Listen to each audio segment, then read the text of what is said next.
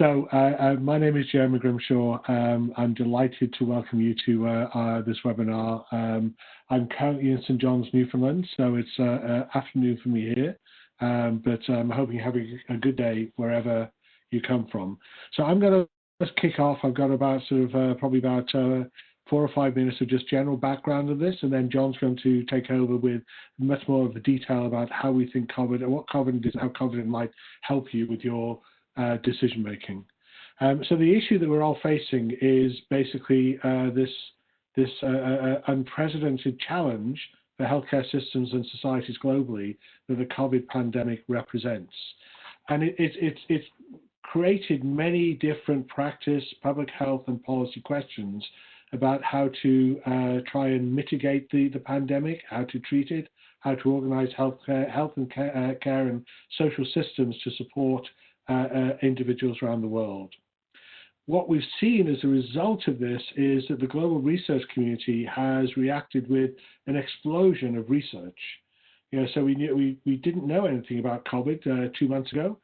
Now we're actually generating a large bodies of research, which hopefully could actually make our societal responses much more effective. So one of, I think, the fundamental beliefs that John and I both hold is that evidence syntheses and guidance based on evidence syntheses should inform practice and policy decisions. So instead of decision makers trying to make sense of now the thousands of research studies that are being conducted in COVID, what they need are high quality evidence syntheses, which is summarizing both COVID specific and COVID relevant evidence to address the needs of decision makers around the world. So as COVID was just emerging, we started to create an inventory of trustworthy evidence resources, and we became aware of that in addition to the dramatic increase in primary research, there also had been an explosion in secondary research in evidence syntheses and guidance that was being produced by many groups around the world. When we looked at this, it became apparent that there was probably a lot of inappropriate duplication of effort. A lot of people were at the same time trying to do syntheses on the same questions. So we lost count of how many sort of syntheses were out there around PPE, for example. There were at least 10 groups around the world which were daily running searches to identify all COVID-related research. And there's also over 40 different evidence portals which are collating information about COVID research.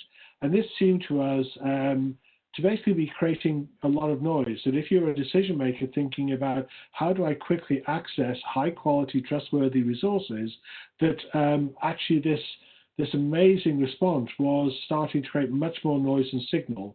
And it felt to us as though we should be trying to ask the question of, can we do something differently? Can we bring together the evidence community to work together to promote collaboration and cooperation and to try and reduce inappropriate duplication of effort? So one of the things that John and I did was we decided to basically convene a table of a number of the leading international evidence synthesis groups and just ask them the question whether they recognize that there were challenges in terms of the of inappropriate duplication of effort and opportunities to try and collaborate more clearly to hopefully help those decision makers who are trying to make sense of this area. And so we basically had a series of calls with an increasing group of organizations. I'll tell you who's in COVIDEND in a few minutes, but largely to sort of say what could be done in the next short period of time to try and help decision makers who are grappling with COVID evidence. And through that, we established COVIDEND. So COVIDEND is a time-limited network, and this is come together in response to the COVID pandemic.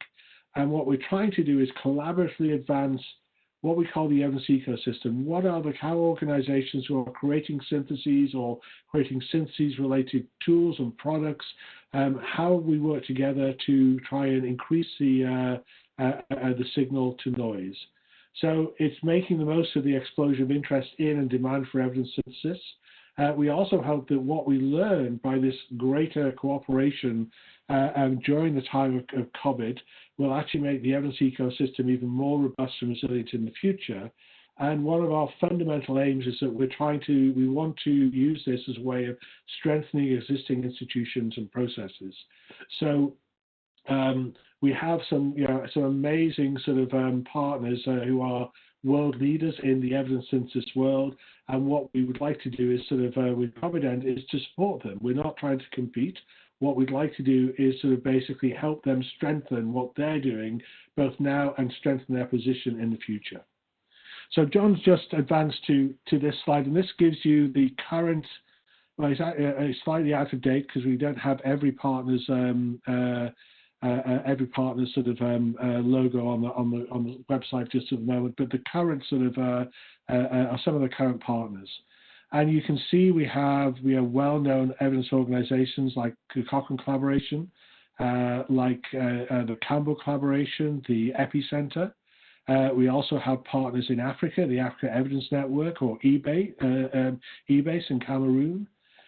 We have key partners who are involved in guideline development, so the Guideline International Network, MAGIC, and we have groups that are basically creating resources to help other people do syntheses. So the University of York, which runs Prospero, which is a registry for prospectively registering your systematic reviews and rapid reviews, and also the National Coordinating Centre for Methods and Tools in Canada, which has created a registry for public health rapid syntheses. So hopefully you get a sense of, we're trying to cover a very wide waterfront of groups that are developing evidence syntheses or doing evidence syntheses. Some groups are then turning those into recommendations through guidelines or health technology assessment processes. And we also have groups who are acting as evidence intermediaries, groups that are working with and embedded in the healthcare or the policy environment to try and support evidence-informed decision-making by colleagues. We've recently looked across the partnership, and we are truly global at this point in time. In the last few weeks, we've had partners from China, Southeast Asia, Latin America, and Africa joining to consolidate this and make sure the effort is truly global. We also value the idea that linguistic accessibility is really important. So we're also trying to make sure that we've got a good representation of the main linguistic groups in the world, and also trying to sort of find ways in which we can support partners to make products available in those languages. John, can I have the next slide, please? So we have a number of principles that underpin our work, but we just thought it'd be worthwhile highlighting 3 of those. And so the first, which is really important, is that we are supporting, not competing with or replacing well-positioned organizations that are already working in close partnerships with key target audiences. So Cochrane, for example, is an official partner of the WHO, is working very closely with WHO on its COVID response. And we want to celebrate that and basically sort of highlight that. We're not trying to in any way sort of muscle in or replace that. We're there to sort of work with partners to see about how we can help maximize their perspective. There is a central secretariat that is based between McMaster University or McMaster Health Forum and the OHRI Hospital Research Institute. But we've created a common brand/identity. It's a small and agile secretariat, and we have a very simple working group structure. And the main sort of part of COVIDEND is a distributed network of organizations and individuals that can play to their comparative advantages and lever one another's work. I mentioned that, we envisage that COVIDEND is time limited. We would hope that within 2 years, we no longer exist. But what we want to do is, in the very short term, try and find some quick wins to support, for those who are supporting decision makers and those who are involved in preparing evidence syntheses, and also take measured steps to longer-term solutions that can better support decision makers. So John will talk over the next little while about what we've already created. But you'll also, if you do come to the COVIDEND website, we'd anticipate that over the next 2 to 3 weeks, that's going to grow in terms of the resources that are available to different stakeholder groups across the world. So John, I'll hand over to you. Great. Thanks very much, Jeremy. So I'm going to go through, we call this the Top 10 Insights webinar. So I'm going to go through 9 things that we have put in place, 9 messages, 9 insights, and invite you to add a 10th that you think we should prioritize. I could have filled the gap, but we are very much building this as we go. Jeremy sometimes reminds us that we're only at week 4 or week 5 of COVIDEND, and we've accomplished a lot in a very small period of time, but we also have a lot more work that we can do, and we'd welcome your thoughts about what we can add or what we can do better. So I'll go through each of these in turn. So the first is the website, covidend.org. So the END, as you'll see in the logo at the top left of the slide, it stands for Evidence Network to Support Decision Making. And we recently restructured the website, I think at the end of week 3, beginning of week 4. And it now very explicitly supports 2 different groups. So those who are themselves supporting decision makers. So the evidence shop at the World Health Organization, for example, uses our guide to key evidence sources. Many ministry staff use our tips and tools, our resources, our guide. Groups like RISE, which Jeremy and I co-lead with Rob Reed at Trillium Health Partners, use it to produce rapid evidence profiles, which I'll be discussing shortly. And we have VIPNet partners in a number of low and middle income countries who are also turning to the website to find what they need to better support decision makers. The other set of resources that we make available are for researchers. So we recognize that some people in that first category, those supporting decision makers, are themselves researchers, but we're thinking here more researchers who might be producing systematic reviews that they hope will be relevant, but aren't working in a directly responsive way to address questions coming directly from decision makers. Many researchers that have moved into the COVID-19 evidence space, including those starting to do evidence syntheses, health technology assessments, and guidelines, in fact, in some cases, don't have much experience with those very different worlds. So they might be excellent in their respective areas of primary research, but not necessarily fully familiar with the standards and evolving thinking within these fields. And as Jeremy has alluded to, we've seen a heartbreaking amount of duplicative work being done. He gave the example of daily searches with masks. Just a few weeks into COVID-19, we found something like 33 rapid reviews on PPE, personal protective equipment, that had been done. I'm sure that number is now in the hundreds. So lots of opportunity for how we can better build on one another's work. The second area that I wanted to touch on were the guides. So we again have segmented the guides. So one is for those supporting decision makers, working directly with ministries or other command places where command tables sit, engineering the response to COVID-19. And that guide we call the Guide to Key COVID-19 Evidence Sources, and it points to high quality, high yield links. So when I come to our description of the rapid evidence profiles that we've been producing, this is where we go. It is also, we know from our colleagues at the World Health Organization, where they go. So if you have 1, 3, 5 hours to respond to a request from a decision maker, this is our kind of rank ordered list of where you would optimally start and where you would blast through quickly to find first guidelines developed using a robust process, then to full systematic reviews, then to rapid reviews, and so on. At the bottom of the list, we have a list of sources for conducting jurisdictional scans, because there could be innovations that are being tried in countries that are a bit ahead of whatever country you are in, and we also find that to be very helpful. But because it's not research evidence per se, it's more innovations that are being tried, it appears at the bottom of the guide. The other guide that we have is one for researchers. It is the guide to all COVID-19 evidence sources. So this is the much more comprehensive list. But if you were to try to use it to respond to a short-term turnaround time for a request from a decision maker, you would get lost very easily because of the sheer volume of sources out there and the duplication. You would be encountering the same material over and over again across different sources. But this longer list is critically helpful in identifying duplication and identifying opportunities to enhance coordination, which is why we maintain it as well.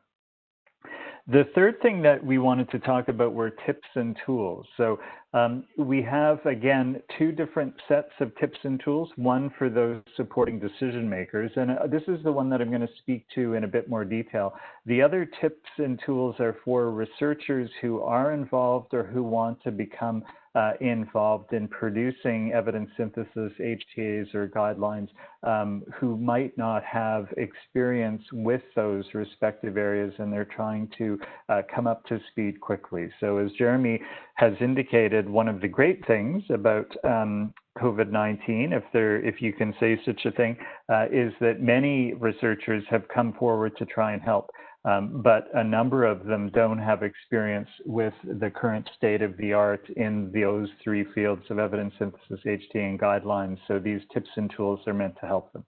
But coming back to the tips and tools for those supporting decision makers, we've clustered them into three groupings. So two of the tips are about making sure you have the right team and relationships in place. So on the demand side, making sure that you're well connected to individuals who are involved in making decisions, and on the supply side, making sure that you are well connected to, or at least very familiar with the many resources out there that can be drawn on and then contextualized or adapted to your local setting. 6 of the tips focus on creating the right processes to respond to requests from decision makers. So I've just given 3 examples here. Think about starting with the guide to key COVID-19 evidence sources. That will save you a huge amount of time. Second, look for quality-rated products where possible.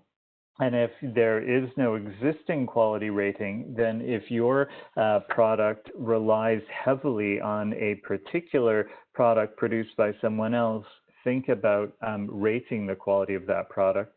And third, document the recency of the search for evidence that was used in the evidence synthesis and or the HTA or the guideline. We have been told by a number of decision makers what they really care about is, in addition to quality, the recency of the evidence. So a search that was done on the 1st of April is not nearly as valuable to them as one done on the 30th of April, given how quickly the evidence is evolving. So we are now providing the date to the day that the search was conducted. Unfortunately, not all documents tell you this, so sometimes we're stuck with the date that the document was finalized, and more frustratingly, we're sometimes finding documents that simply say 2020 or April 2020, and that's not very helpful from a decision maker perspective. The final 2 tips relate to the right balance between being reactive and proactive. So we obviously, if we're trying to help decision makers, need to be able to respond to their emergent needs as they identify them, but there is also a role to play in thinking about what are the issues likely to appear on the time horizon and being ready with products to meet those needs when the decision makers are ready to start using them. The fourth thing that we wanted to touch base about was a taxonomy that we've developed.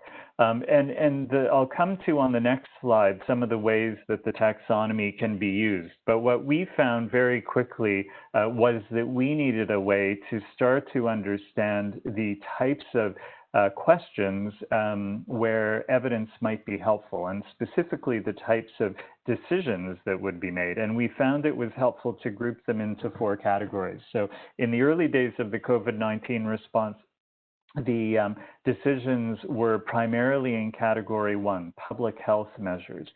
So this includes the traditional infection prevention and control, so the physical and temporal distancing, but it also moves on to a variety of other things like isolation and quarantine and contact tracing and so on. Clinical management refers both to clinical management of COVID-19, so questions around ventilator use, questions about drugs, and so on, but also related health issues. And so as we have gone through now maybe 10 weeks in our own country here, Canada, of lockdown, there is growing concern about unmanaged chronic conditions, about emergent mental health and addictions issues, about family violence, and clinical management advice is needed in those areas as well. The third area are the health system arrangements, so how we organize ourselves to get the right public health and clinical care to the people who need it. Right now, we're seeing lots of questions emerging about how to restart ambulatory clinics, cancer treatments, and elective procedures, how to maintain and build on the gains achieved with virtual care during the pandemic. So that is its own set of questions.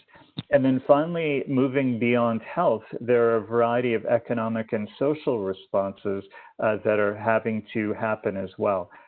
Educational institutions are having to change how they approach education. There's growing concerns around financial protection, concerns about the food supply and food security, concerns around housing, recreation, transportation, many features of the economic and social response that could also be amenable to bringing evidence to bear on decision making.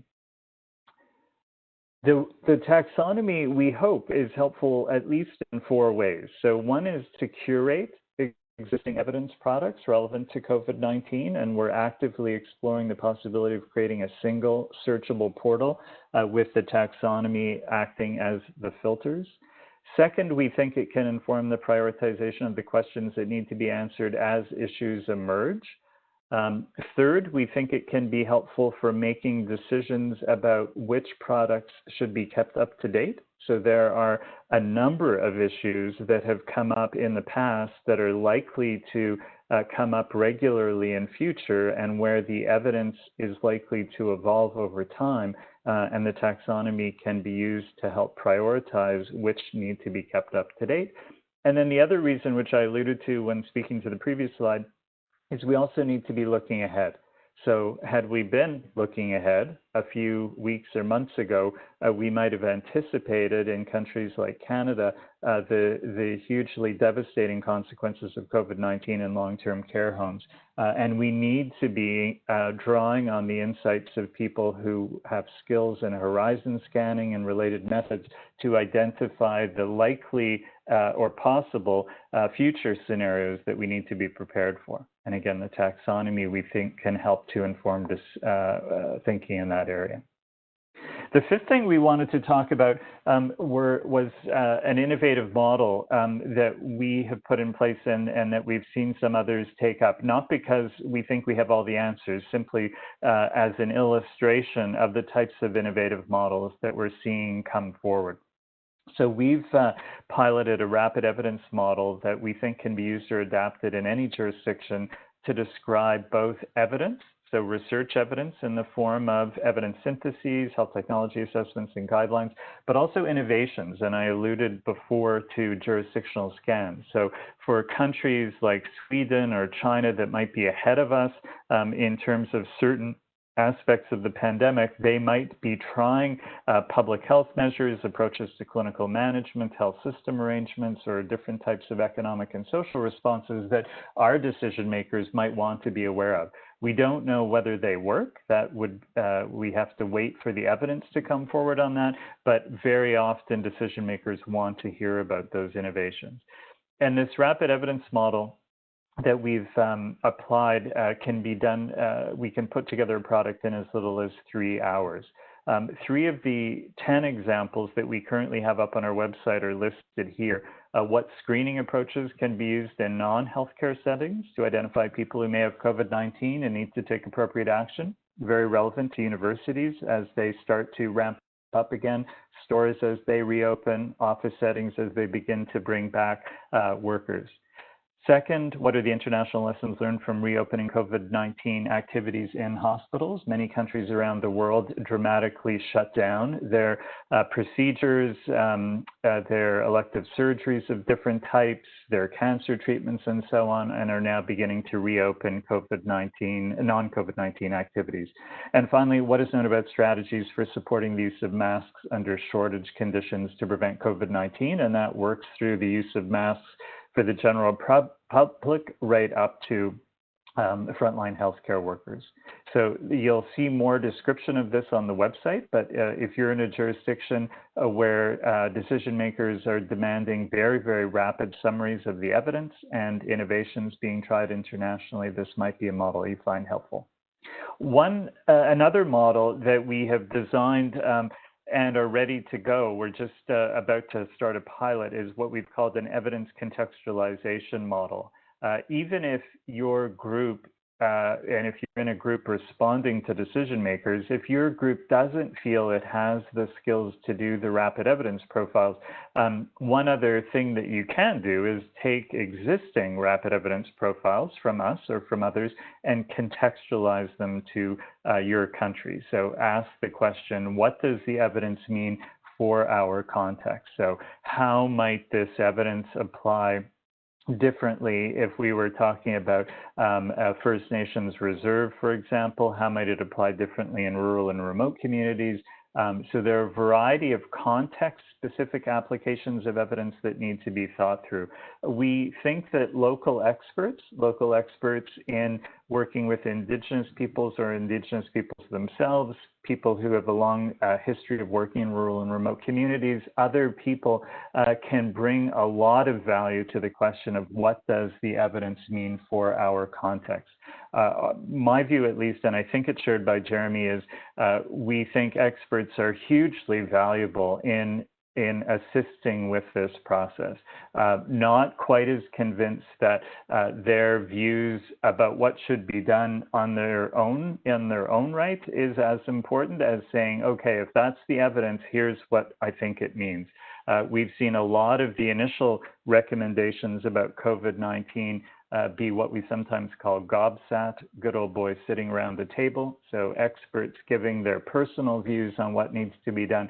We think experts can add even more value when they're confronted with the evidence and asked, what, if anything, does this mean for our context? The seventh thing that we wanted to introduce you to are our working groups. So these are our principal mechanism to achieve both quick wins, but also to move towards longer-term solutions. So you'll see the description of the 7 working groups here. The scoping and the sustaining ones, in a way, kind of bracket the core activities. So the scoping one saying what space is COVIDEND working in, and it actually includes the full spectrum of low, middle, and high-income countries, the full spectrum from public health through to clinical management, to health system arrangements, to economic and social responses.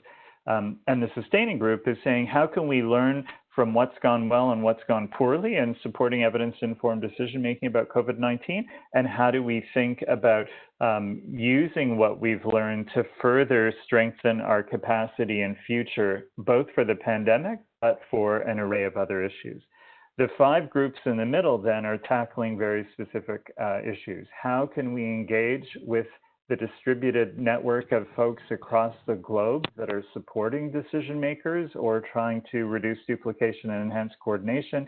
what aspects of all of this work can be digitized, how can we better synthesize research in a more coordinated and efficient way and in a way that balances quality and timeliness. So we've seen an explosion of rapid reviews, but they vary dramatically in quality.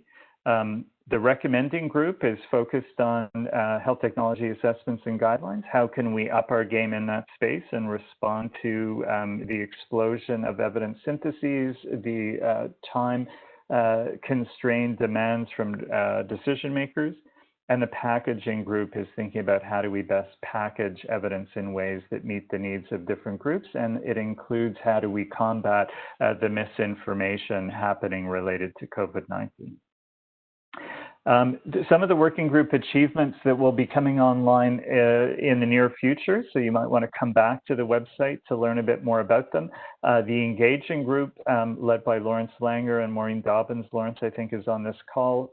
They've identified 20 or more networks globally that working group will be engaging regularly going forward to again try to share lessons learned, so we can all stand on one another's shoulders and really try to provide the most robust responses possible to decision makers' needs. The digitizing group has issued an interesting call. Rather than say what digital solutions would help, they flipped it around and said, tell us what's getting in the way of you doing your work efficiently to respond in a way that supports evidence-informed decision-making about COVID-19, and then we'll work through whether digital solutions might be appropriate for addressing those barriers.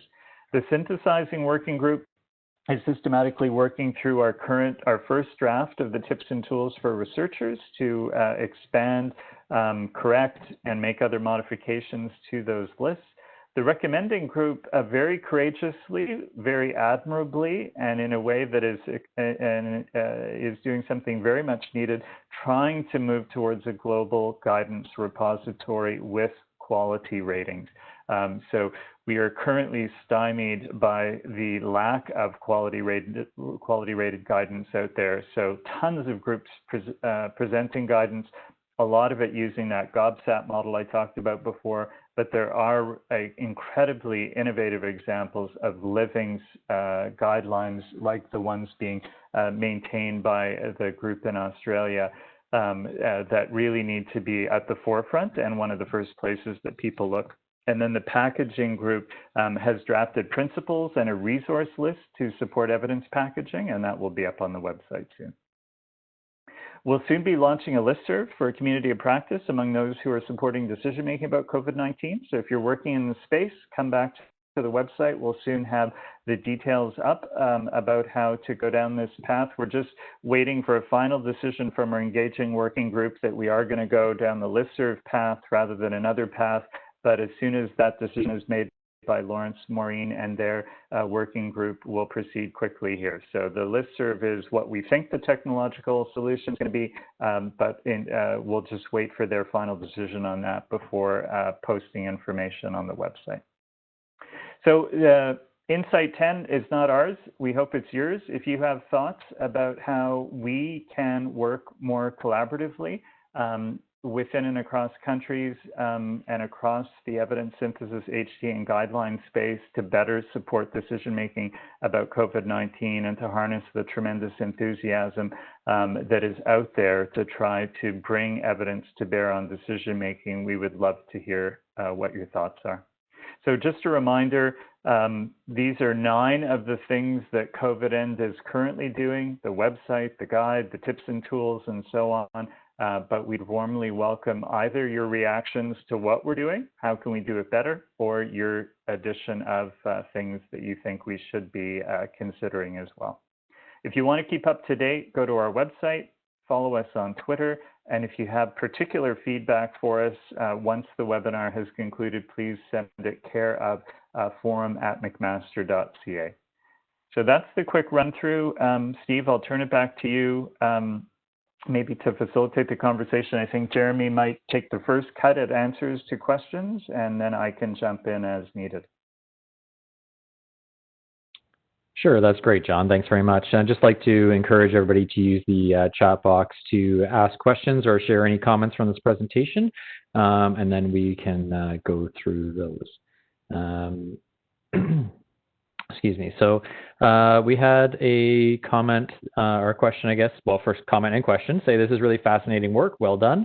How is the uptake by countries worldwide, and who are your popular customers? So it's Jeremy. I'll start, and then John will follow. So what we're hearing is that we're getting a lot of interest, particularly in the inventory of resources. So as John has said, WHO uses this, and there are a number of other agencies who use this around the world. We are a network of partners, and our partners are the people who often have the geographic footprints. So this is why it's been very important in the last few weeks to make sure that we do have partners from across the globe, so they can help to both use the resources we've got in their own work with their own decision makers, but also to promote this locally. And also we have other partners who are, for example, translating materials into different languages, which is very helpful.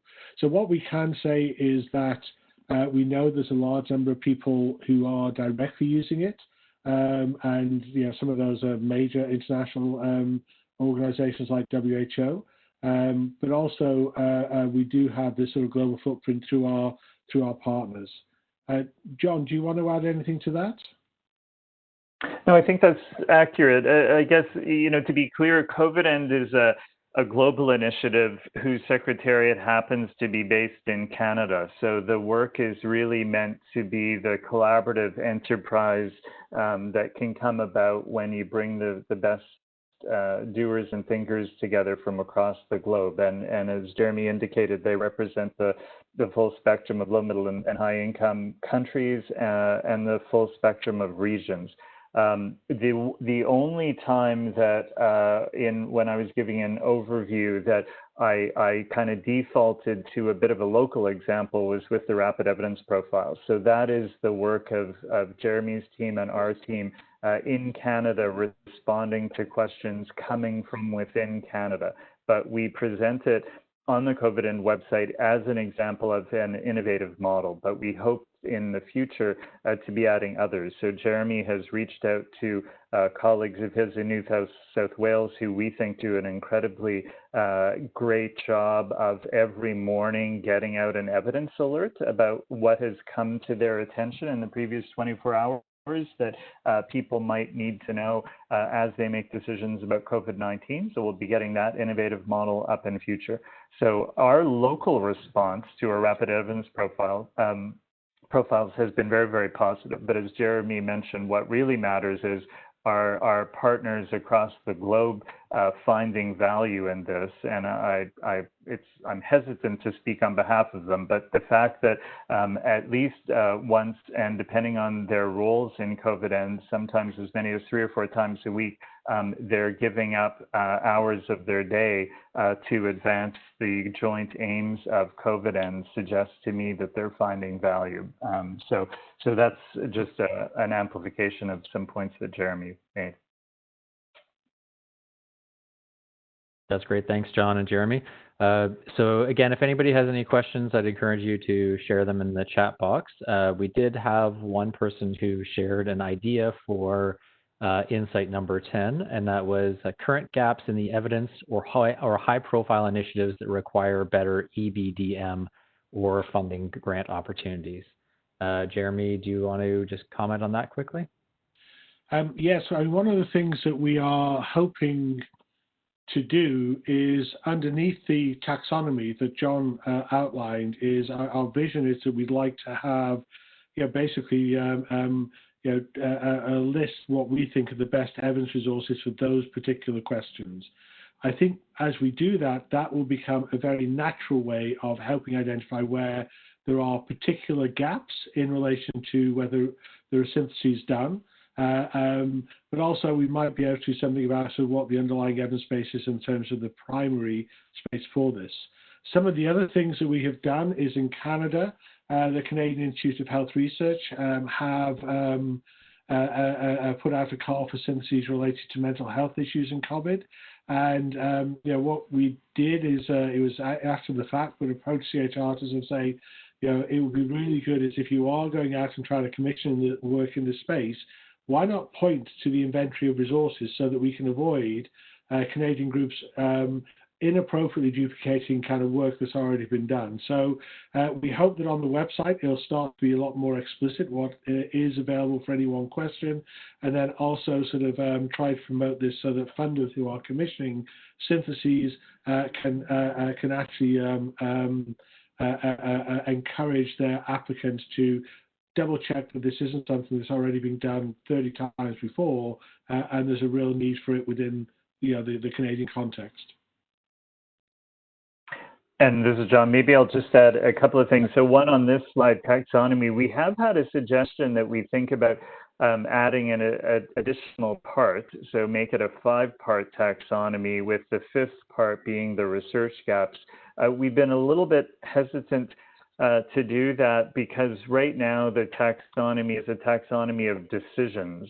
And so we recognize that research funding is a type of decision, but we've tried to focus on decisions related to COVID-19 in the sense of actions that can be taken by providers and policymakers. So to us, it would start to change the taxonomy from one focused on decisions to one focusing on, I guess, research questions that haven't been fully answered. So we can see that it could add value. We're just not convinced that we are the ones that are best positioned to do it. And one of the many values that are principles that we've used with COVID-19, COVIDEND, is that that we should defer to whoever is better positioned to take forward an issue.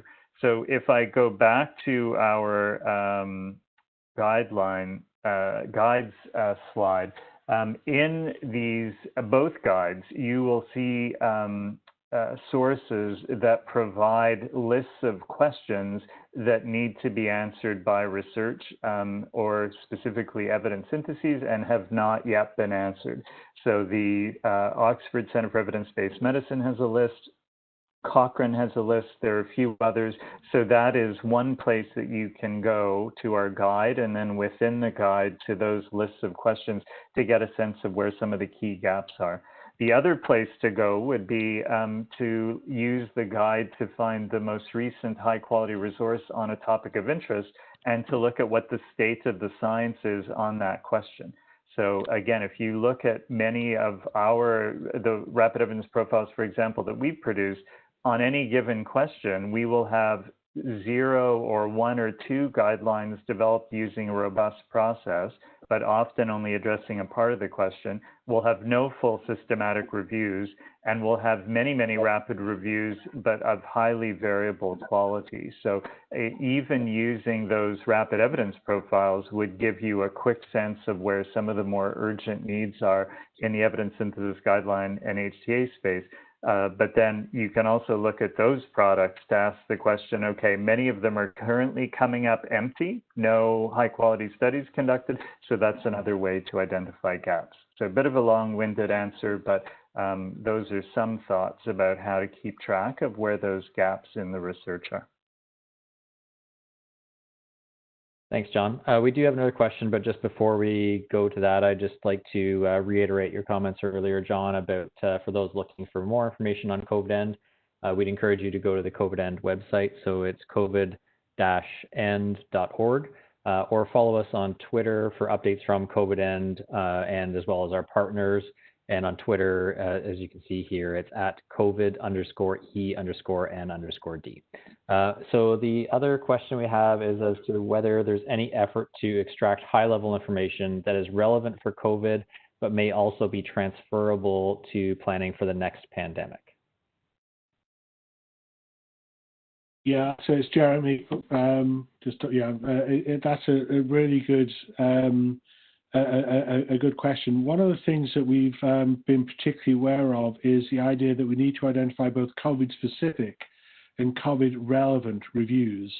So there are some areas, particularly in the clinical management of the COVID pandemic, where we really need information from about the current situation with COVID.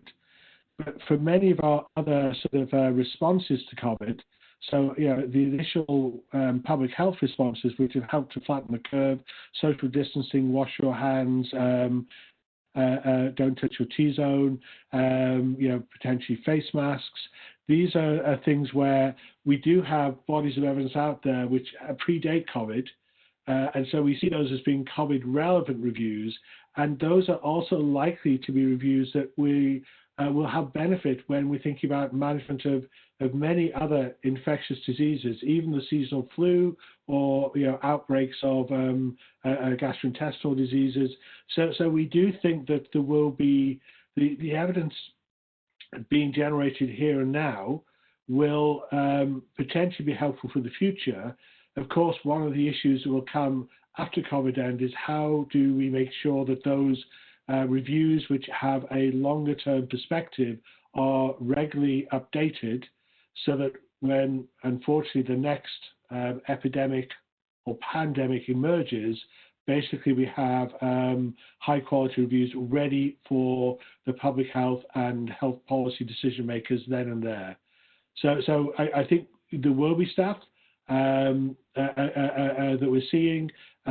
It does call to, I think, then, how do we as a global society prepare ourselves for future exogenic shocks that will allow us to mean that next time something like this happens, we are in a much better position to respond using evidence immediately.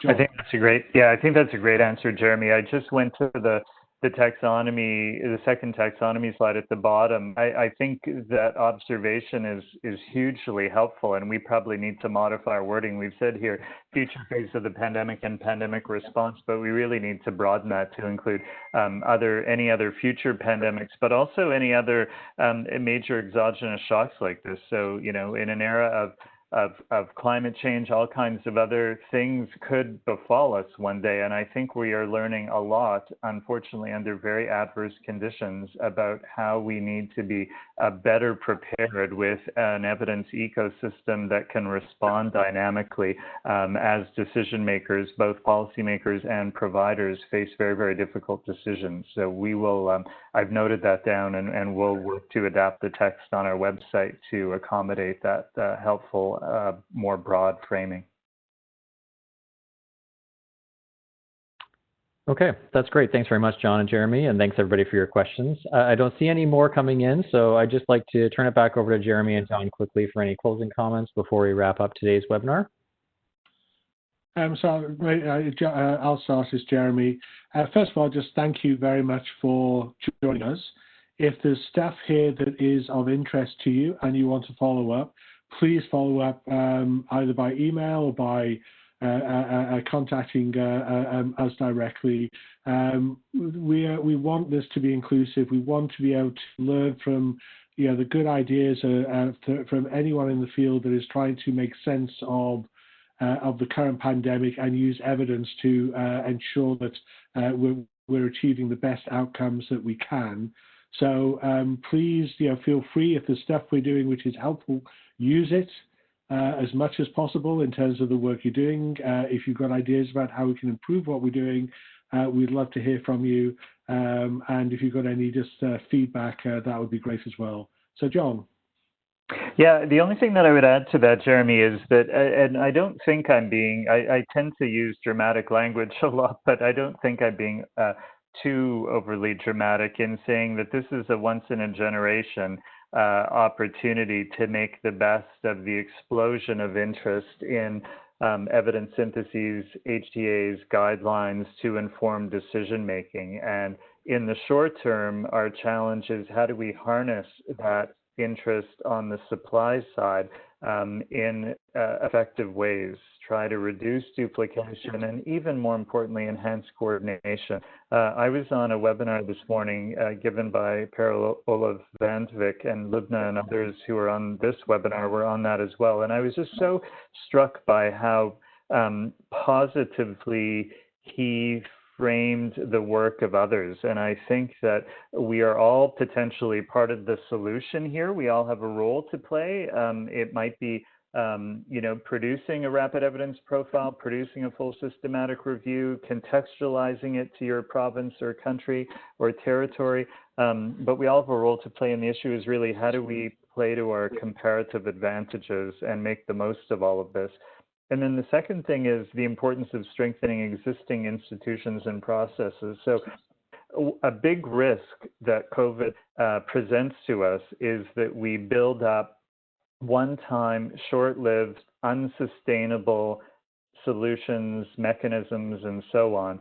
And then, just as happened with SARS, within a few years, maybe a decade, maybe it takes a bit longer, those start to wither away. We have, across the globe, incredibly talented groups based in institutions using robust processes, and my view is we need to find ways to strengthen them and not to start new initiatives from scratch where it can be avoided. So we have the fantastic Africa Center for Evidence, we have the Guidelines International Network, we have Cochrane, we have all these different players that are doing superb work, and we should use this COVID-19 opportunity to strengthen them, help them get even farther faster and be even better positioned when we come out of this to add even more value in their respective area of comparative advantage. So that's just a quick addition to Jeremy's comments. But as he said, please make use of the website. It's going to continue to evolve. Follow us on Twitter. Keep sending in suggestions like the constructive ones you've offered today, and we'll keep doing our best to respond. Thanks. Well, thanks again, John and Jeremy, and thanks everybody for joining us today. If you do have any other questions or anything following this webinar, please don't hesitate to get in touch with us by email or any other means listed there. And we hope to hear from you soon. Thanks very much. Bye. Thanks, everybody. Bye-bye. Bye-bye.